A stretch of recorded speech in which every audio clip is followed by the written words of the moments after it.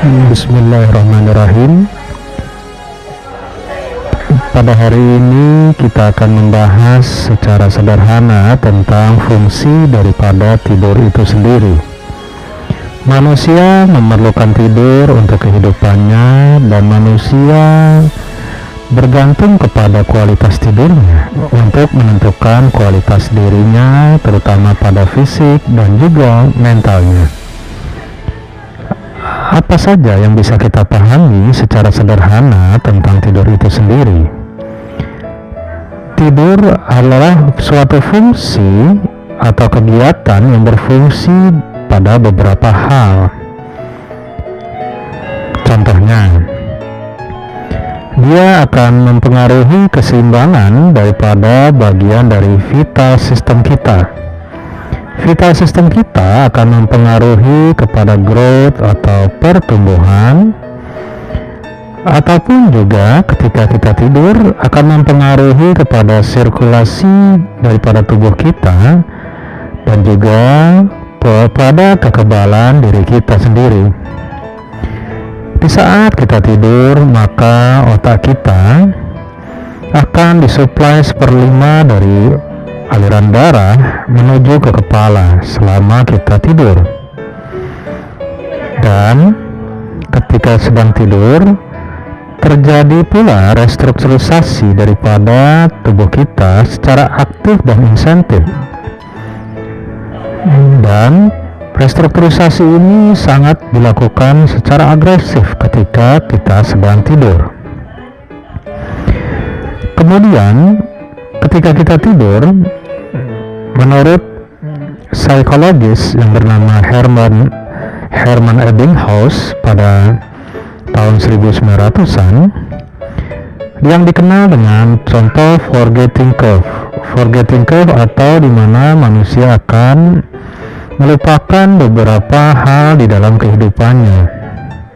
Contoh, ketika manusia sedang mempelajari pada pagi hari beberapa ilmu yang terbaru, maka ilmu yang terbaru tersebut pada 1-20 menit pertama sebanyak 40%-nya akan dilupakan secara otomatis, sehingga yang tersisa adalah 60%.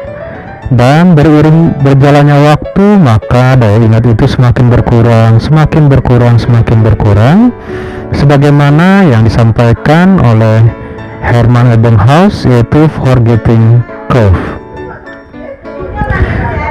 Kemudian kita bisa melihat bahwa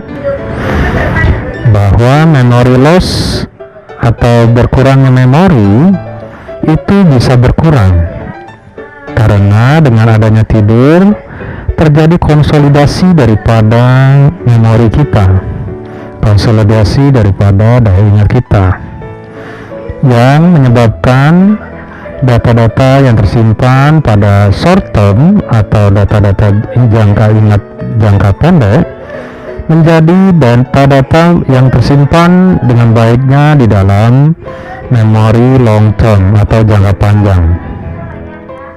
Dan hal ini terjadi di lokasi di otak yang disebut juga hipokampus, menurut Breda Wilner di tahun 50-an. Kemudian menurut Eric Kandel pada tahun 90-an, ketika adanya data-data baru yang kita masukkan yang direspon oleh neuron-neuron tubuh kita, terutama di otak, kemudian data-data neuron itu bersifat short term dan dapat berubah menjadi data jangka panjang yang disebut juga di daerah hipokampus. Inilah yang disebut juga dengan adanya yang diperkuat dengan adanya teori neuroplastisitas, sehingga menimbulkan koneksi-koneksi baru yang saling memperkuat di antara neuron-neuron tersebut, sehingga data baru itu menjadi data yang sangat kuat dan sangat jangka panjang untuk selalu diingat. Lalu mengapa kita mengingat sesuatu dan melupakan sesuatu? Pada beberapa penelitian disebutkan daya ingat yang cukup panjang yang kita bisa ingat yaitu ketika kita mengalami depresi. Ketika mengalami tekanan di dalam kehidupan mengakibatkan kita bisa mengingat dengan baik karena data-data tersebut tersimpan di hipokampus yang diwarnai dan didominasi oleh emosi, sehingga data tersebut dapat tersimpan dengan baik dan selalu menjadi bagian dari kehidupan. Itulah mengapa di saat tidur adalah waktu yang tepat untuk konsolidasi memori untuk jangka pendek hingga menjadi jangka panjang. Konsolidasi memori di hipokampus terutama pada saat posisi daripada gelombang tidur kita berada posisi yang sangat rendah dan sangat sesuai yang disebut juga rapid eye movement.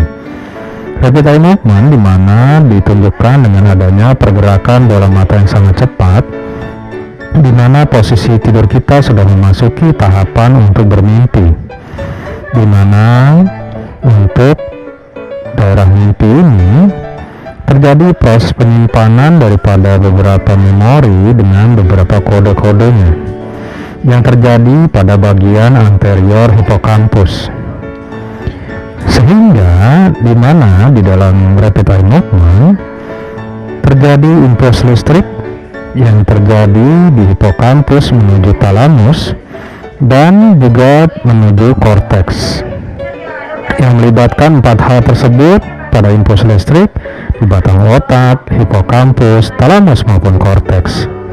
Kemudian pada saat tidur di posisi REM, rapid eye movement, diatur dan direaktivasi sehingga menjadi long term memory pada daerah korteks.